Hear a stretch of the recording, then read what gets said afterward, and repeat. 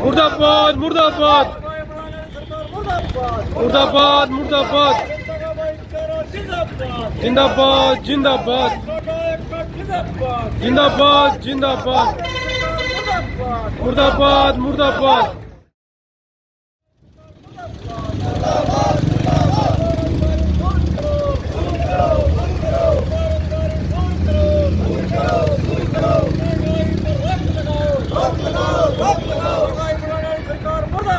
मुर्दाबाद मुर्दाबाद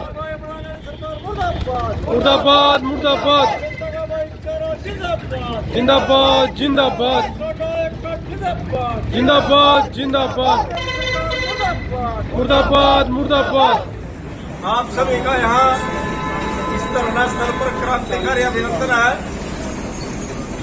आज हम अपने इस देश में जो मेहनत करने वाले लोग हैं उनके जो रोजगार है उनको बचाने के लिए निजीकरण के खिलाफ और इसी प्रकार जो किसान आंदोलन से जुड़े लोग रहे वो किसानों की मांगों को लेकर के और डिपार्टमेंट वाले अपने महकमे बचाने के लिए नई भर्तियां निकले, पक्के भर्तियों कच्चे नहीं होने चाहिए कर्मचारी, उन मांगों को लेकर के जो है और हमारा पूरे देश के अंदर जो पब्लिक डिस्ट्रीब्यूशन सिस्टम है गरीबों के लिए जो खाने का प्रबंध है, जो राशनिंग प्रणाली है वो दुरुस्त होनी चाहिए, पीडीएस को मजबूत किया जाए और सभी को देश में जितने भी इनकम टैक्स पेई हैं उनको छोड़ करके जो इनकम टैक्स नहीं देता उसको जरूरत की जिंदगी की जो जरूरत की चीजें हैं राशन के हिसाब से खाने पीने के लिहाज से उनकी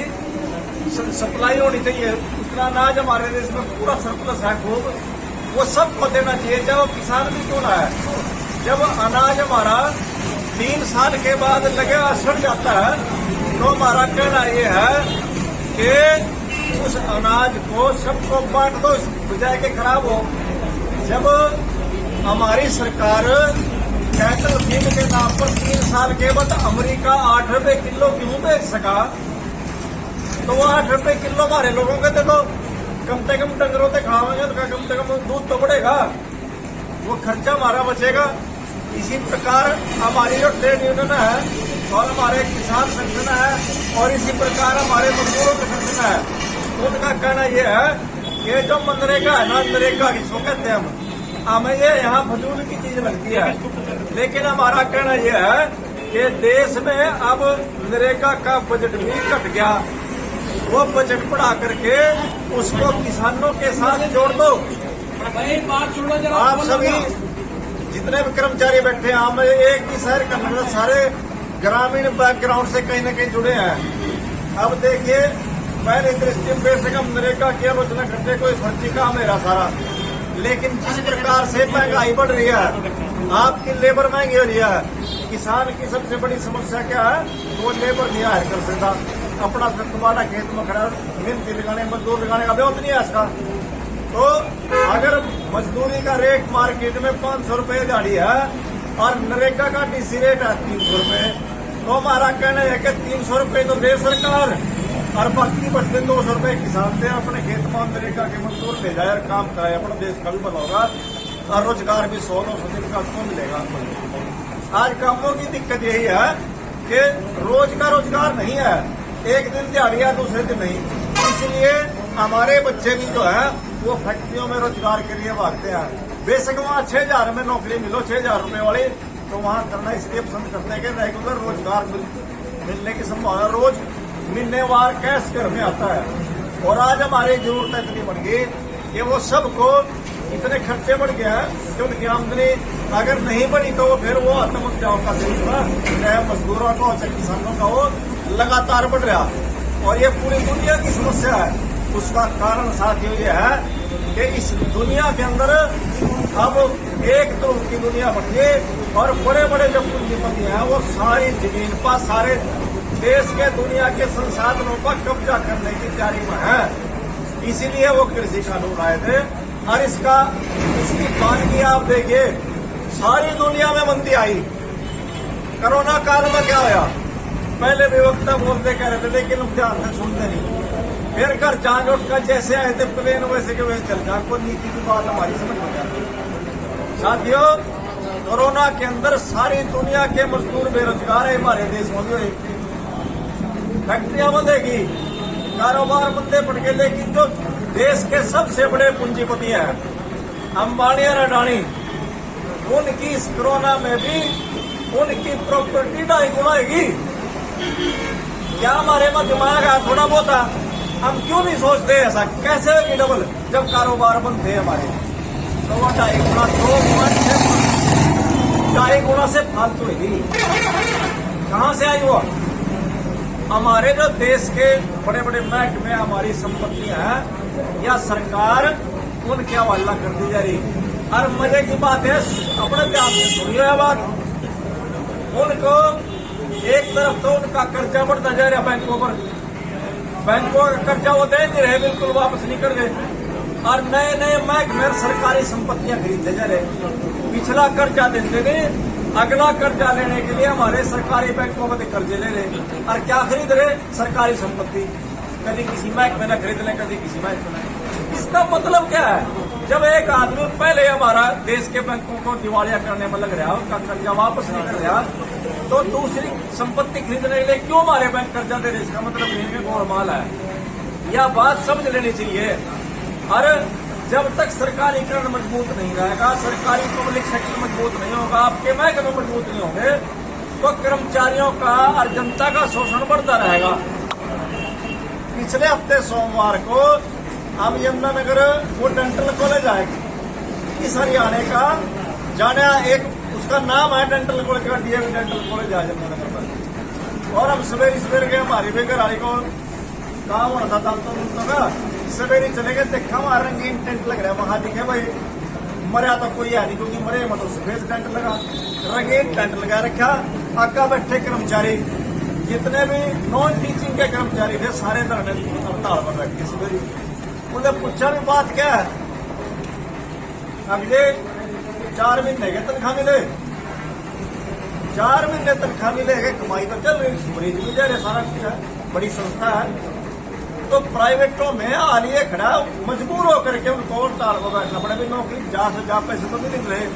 दुकानदार राम राम लग जा कर, दुकानदार तो इस पर उधार लग रहा आपका ना, वो तो महीने के बाद अपने आप लग जाना नमस्ते करना, भाई उधार देगा खुशी हो, जो थोड़ी कहेंगे मेरे पैसे थे, उस पैसे नमस्ते लग जाएगा, तंग हो जाओ। तो फिर उसका थोड़ी देर बाद प्रिंसिपल भी आएगा, मैनेजमेंट का एक हमारा मदन चौहान मेयर वो भी आ खड़े हैं। फिर कहीं 1 महीने के 2 महीने की सैलरी जा रही।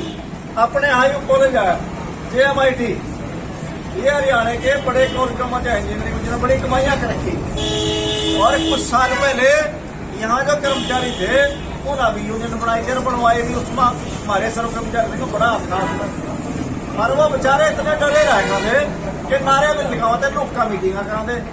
भाई क्यों तो नहीं चलती बात, कच्चे लगे थे, थोड़ी थोड़ी तनख्वाह थी। एक दिन हमने जाएगा कैंटीन में मीटिंग कर 5 बजे गेट पर नारे लगाए 5-7 हफ्ते, उसके बाद हलचल हुई। लेकिन उनको अपने हकों को लेने के लिए, रेगुलर स्केल लेने के लिए 55 दिन की हड़ताल खड़ी थी। 55 दिन लगातार बैठे थे। एरिया की हमने रैलियां भी करी, वहां सारा कुछ करा। तो मेरा कहने का मतलब है, जब हम विरोध करते हैं तो विरोध करके हमें कुछ मिल सकता है, तो प्राइवेट में उनको फिर रेगुलर स्केल भी मिल जाता। और ये भी इतिहास है भाई, वो लोग लड़े थे, 55 दिन की सैलरी मिली, प्राइवेट में दिन तक कोई नहीं, जो सरकारी की तरह जैसे हड़ताल पर बैठे। आज हमारी यूनियन मजबूत है, नेशनल लेवल की है, सरकार तनख्वाह भी काट ले कहीं इमरजेंसी महकमों में। और उसके बाद आपको फिर वो जब समझौता है यूनियन का, तनख्वाह में छुट्टी लग के मिल जाती है सारी तनख्वाह। लेकिन प्राइवेट में नौकरी जाती है सीधी, लेकिन लड़ने के बाद उनकी मतलब उपलब्धि थी, लड़ करके उन्होंने वो 55 दिन की सैलरी भी ली थी, अपनी नौकरियां पक्की करवाई, रेगुलर स्केल लिया। 15-15, 20-20 हजार बड़े कर्मचारी, अगर कर्मचारी थे 60-62 सिर्फ। और जब जुलूस निकले करा था, जुलूस 1000 का, वहाँ बाकी के लोग कौन थे? वहाँ बाकी के ये थे, वो बाकी सर्व कर्मचारी था, वो बाकी रिटायर कर्मचारी था। मतलब दूसरे के दुख में दूसरे की समस्या में हमें शरीक होना चाहिए, ताकि जरूरत पड़ने पर दूसरे लोग के हमारे समर्थन में आए। आज ये हमारे आप यहाँ बैठे हो, ये आप सब क्रांतिकारी बधाई के पात्र हो, लेकिन एक कमजोरी हमें दूर करनी पड़ेगी एक ट्रेड यूनियन में काम करते हुए। आज इस देश का, इस प्रदेश का एक भी कोई ऐसा परिवार, एक भी घर ऐसा नहीं है जिसके घर में कोई रोजगार संबंधी समस्या ना हो, जो महंगाई से त्रस्त ना हो, बेरोजगारी से ना जूझ रहा हो। लेकिन फिर भी अगर इन सब के बावजूद महंगाई से त्रस्त होने के बाद, बेरोजगारी से जूझने के बाद, घाटा पड़ने के बावजूद भी, और वो फिर हमारी इसी सरकार को, जिसका कारण है जो सरकारें आई पीछे भी राज, फिर भी अगर उसका समर्थन करे तो उसको बहुत ज्यादा गहराई से समझाने की जरूरत है। इसलिए हमारी आप जो ट्रेड यूनियन में काम कर रहे हैं, हमारी आपकी जिम्मेवारी बनती है किस समाज में हम रह रहे उसमें हमारा संपर्क हो, अपनी समस्याओं के साथ शेयर करें, उनकी समस्याएं भी सुने। आज ज्यादातर जो सरकारी और खासकर रेगुलर कर्मचारी है, उसकी छवि आज जनता में अलग टाइप की है। वो छवि तोड़ करके हमें अपना काम ईमानदारी से करना और पब्लिक को जो दिक्कत है उसको दूर करना चाहिए, हमारी जिम्मेवारी बनती है। क्योंकि हम पक्के जॉब पर हैं, ये हमारा सौभाग्य है कि हम रेगुलर जॉब कर रहे हैं, और आने वाली पीढ़ियां भी किसी प्रकार की नौकरी उनको मिले, तो वो लड़ाई आज खड़ी है। ये पूरे देश के अंदर महकमे धीरे धीरे प्राइवेट हो रहे हैं। अब सबसे बड़ा महकमा हिंदुस्तान नहीं, इस दुनिया का सबसे बड़ा डिपार्टमेंट है। अब आप किसी कंपटीशन दिया हो, भाई नए नए बच्चे PWD में होंगे जरूर, और पढ़े लिखे होंगे, ग्रुप डी में भी लगे होंगे, कंपटीशन देख आए होंगे। दुनिया का सबसे बड़ा महकमा इंडियन रेलवे था। इसका बजट अलग होता था देश में, जैसे फरवरी मार्च में देश का बजट आता है, इसी प्रकार 3-4 दिन का रेलवे का अलग बजट होता था, पूरी दुनिया में कहीं नहीं था। लेकिन इस सरकार ने क्या कर दिया, वो सारा का सारा इतना बड़ा महकमा सामान्य बजट में ठोक दिया, और उसकी हालत क्या बनी, वो अडानी रेलवे होने वाला है। स्टेशन बेच दिए, रेलवे बेच दी, और महंगा गया। कोरोना के बाद एकदम रेलवे के 3 गुना रेट बढ़े थे। हमारे त्यागी जी XCI जो काम करे, दिल्ली जाते रहे, साई बाबा की सुबह है, कहा जब मैं 30 रुपए कराया था पैसेंजर का सहारनपुर से दिल्ली, और कोरोना के बाद गया सीधा 100 रुपये पाया, तो 3 गुना बन गए किराए का। तो आम आदमी का जरिया था रेल, वो प्राइवेट में। और अब आपने देख लिया, यूक्रेन में हमारे बच्चे फंसे रहे, क्यों जा रहे थे पढ़ने वहां? कई बार क्या करते, हमारे मते को कह दे रवा के दार लेने के दिन, तो पैसे वाले लोग हैं, यहाँ नहीं पढ़े जाता। भाई मजबूरी थी, कारण क्या कि सरकार ने एजुकेशन भी प्राइवेट कर दी। यूक्रेन में जो बच्चा पढ़ने जा रहा, डॉक्टरी करने जा रहा, अगर वहां उसके 20 लाख लगा, तो यहाँ 1 करोड़ फीस है। हरियाणा में सबसे ज्यादा डॉक्टरी की, हरियाणा में सबसे ज्यादा फीस है, 50 लाख से ऊपर लगते हैं, वो चाहे वो रिजर्व वाला भी क्यों ना है। इसलिए जरूरत है कि शिक्षा व्यवस्था हमारी फ्री हो, सबको फ्री शिक्षा मिले। जो अच्छा पढ़ने वाला बच्चा उसको डॉक्टर बनने के लिए, इंजीनियरिंग पढ़ने वाले को इंजीनियर बनने के लिए, ताकि हमारे देश के बच्चों को वहां ना जाना पड़े। और फिर उसके बाद इस देश की हालत देखिए, सबसे बाद निकालने शुरू करे, और 5 गुना किराया कर दिया रे इंडियन एयरलाइंस। वह नाम है इंडियन एयरलाइंस, जब एयर इंडिया, इंडियन एयरलाइंस तो घरेलू थी, एयर इंडिया का नाम रह गया। वह टाटा ना खरीद ली, उसने 1.25 लाख रुपए किराया कर दिया, यहाँ जब यूपी से जा रहा है सारा। मजबूरी का फायदा उठाया, जबकि इसी देश में गल्फ वार जो था, कुवैत की लड़ाई में 1,90,000 फ्री में निकाले थे सारे सरकारी एयरलाइन के सारे बच्चे, सारे लोग, वर्कर, वहां से 1,90,000 की नौकरी यहाँ लेकर आते। यहाँ तो 20,000 की है। तो हालांकि यह है कि भाई पब्लिक का जो बेनिफिट है, जनता का भला कर सका तो सरकार के इदारे कर सका, या कान देने के लिए पब्लिक ना दे रहा हमारी।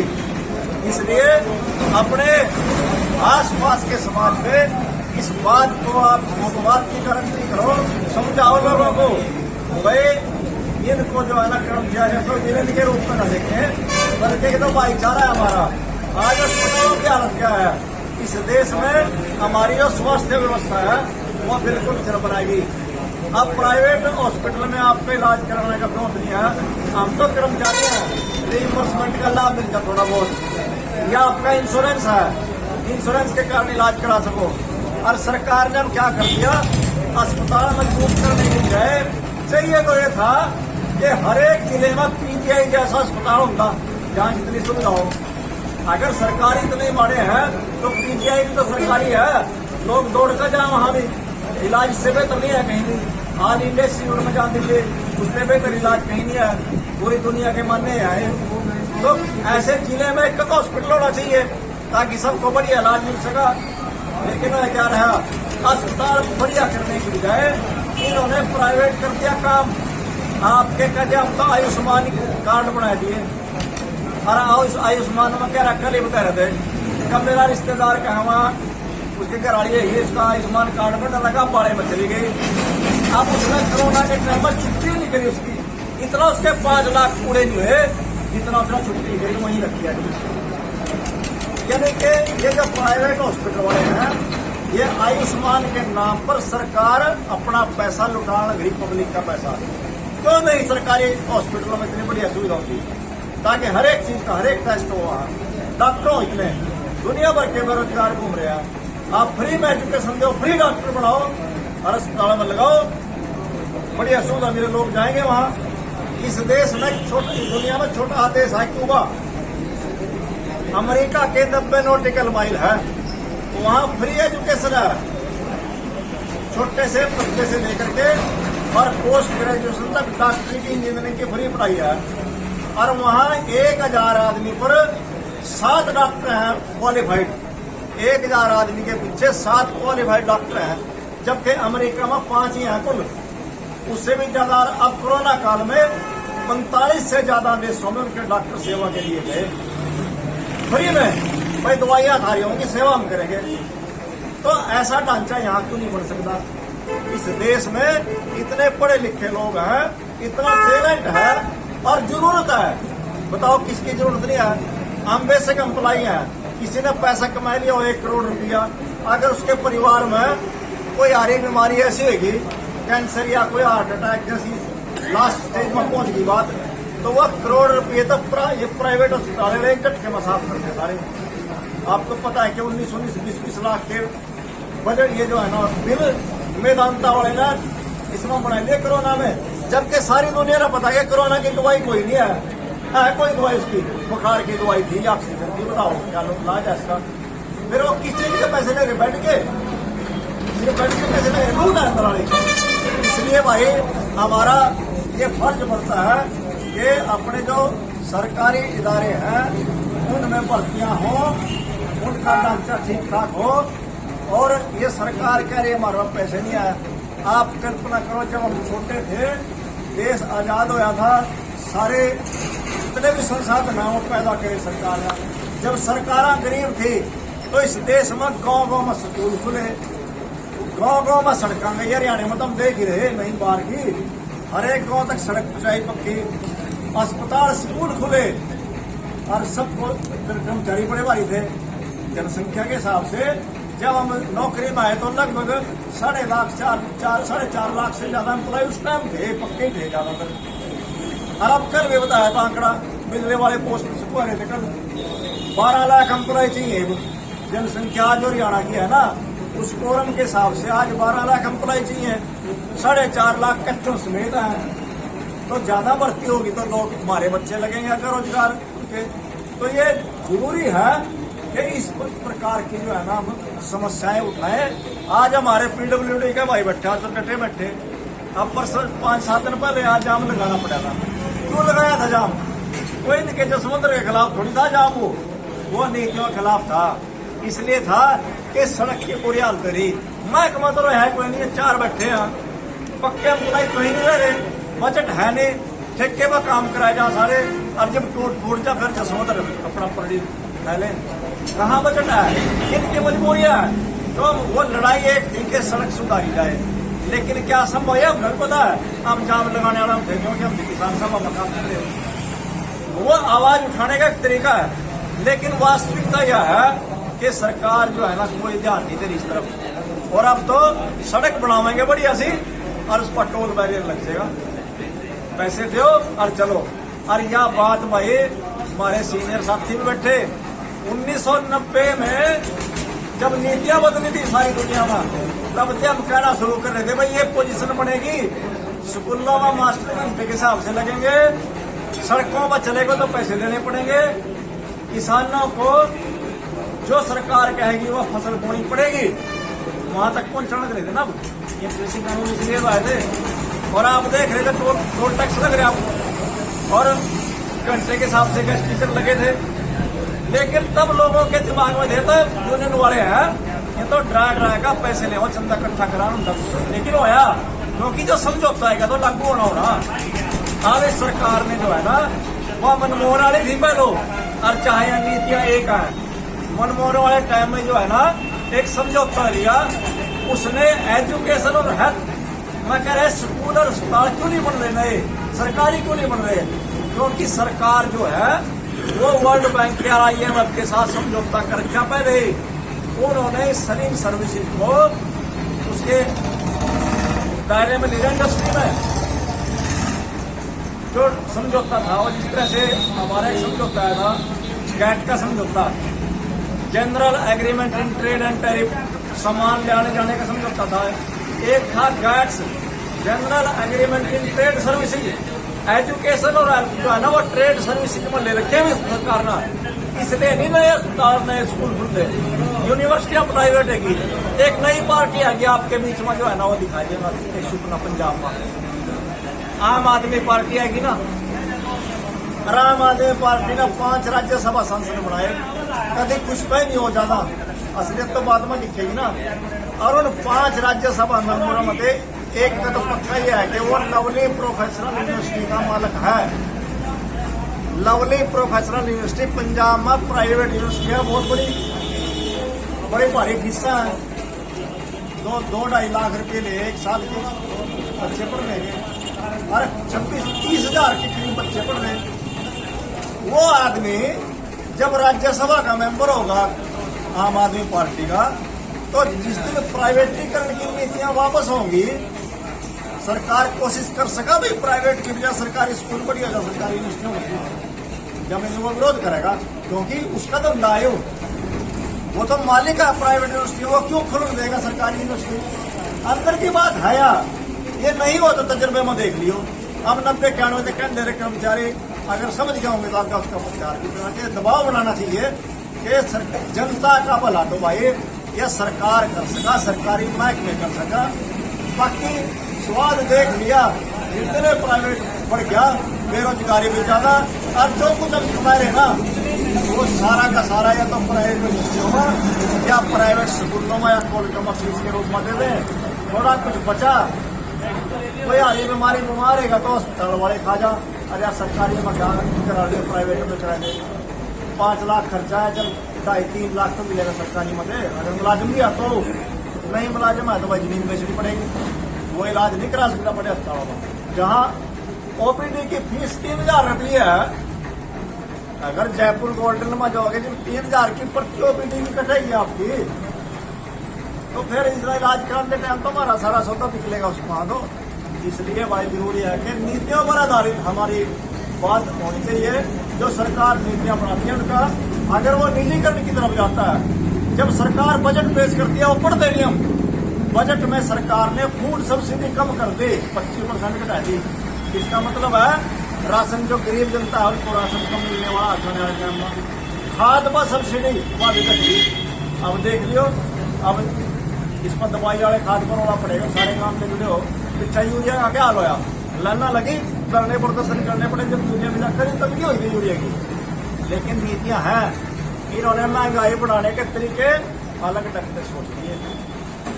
पहले कट्टा 50 किलो है यूरिया का, एक कितने का बोला 45 का, एक कम लग के खेत का भाई उतने का देना। कितने का है वाशिंग पाउडर का है, निरमा का कितने का है, 20 रुपए का, 22 का। 10 साल पहले 22 रुपए का था, पर 10 साल पहले तो 1 किलो का था। फिर उन्हें 950 ग्राम का गिरा, फिर 900 का वो 750 ग्राम का मिल लग गया रुपये 20। तो ग्राहक सोच रहा कि रेट तो बड़ी गया, पैकेट पहले 20 कह रहा था 20 का। तो ये तरीके हैं भाई कारपोरेट के, बड़ा बड़ा जब पूंजीपति है उसको जनता के लूटने का उसके पास तरीका है।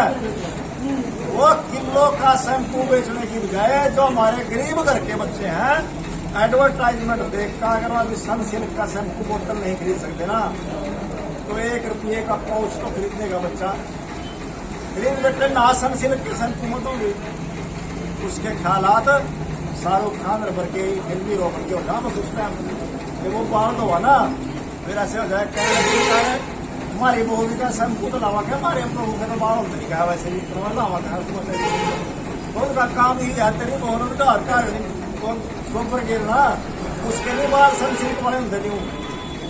तो ये भ्रम है, भ्रम जाल को तोड़ करके सरकार या कंपनियों के एडवर्टाइजमेंट के झांसे में ना करके हमारा जो बजट पेश होता है आपके अखबार में रोजाना जो खबरें आती हैं जिले का पढ़ करके आप हमारा उजाला या भास्कर अखबार मत छोड़ो। उसमें एक फाइनेंस वाला जब पर मत अखबार मानता कुछ नहीं हिंदी के अखबारों का दोबारा पिट गया। फिर भी वह खबर पढ़ देखो जहां भी संबंधी खबर आवा थोड़ी बहुत हमारे हाले अपहरण कर लिया वहां बलात्कार है गोली मार दी किडनैप कर लिया कोई इन खबरों की महत्ता कितनी है या रंगीन पेज देख लिया। असल में साहित्य पढ़ने की जो हमारा दिमाग सेट करता है इसलिए अखबार पढ़ो उसका भी तरीका है जो चीज पढ़ने की है। खबर देखो तो सारे चैनल हमने तो है नहीं 32 चैनल तो अंबानी के हैं और 25-30 क्या जी न्यूज वाले वो भी भाजपा का। तुम्हारी खबर कौन दिखावेगा और सारे एक सारा छापा एक ही खबर दिखावांगे और चीखेंगे खूब हिंदू मुसलमान करेंगे जाट गैर जाट कर देंगे जैसा सूट बैठा यहाँ सारे बरादरियों के भाई बैठे। क्या हमारी कोई जातीय मांग हो सका आज यहाँ बैठे हमारी कोई जाति की मांग है क्या? कोई नहीं है। हमारे काम के आधार पर संगठन है, काम के आधार पर हमारी मांग है। हमारी मांग है कि निजीकरण न हो, पक्की भर्तियां हो, अच्छे वेज मिले, यही मांग बनती है आज।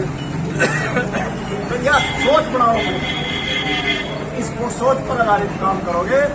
सबसे पहले संगठन मजबूत करो, अपने संगठनों का दायरा बढ़ाओ, जो कच्चा कर्मचारी भी है उसको भी साथ लेकर के जो है ना अपना दायरा बढ़ा करके जनता से जुड़ो, सरकार पर दबाव बनाओ। भाई आपने मेरे बात ध्यान से सुनी, बिना माइक के जोर बना लगाना पड़ा तो आप सबने बात ध्यान से सुनी। किसी भाई का कोई सवाल के ऊपर रखो आप, हमारे दिमाग में कोई सवाल हो भाई आप यह बात करें कि सुनो ही सकती नहीं होगी वो यहाँ रखो, उसका जवाब भी देने की कोशिश करेंगे।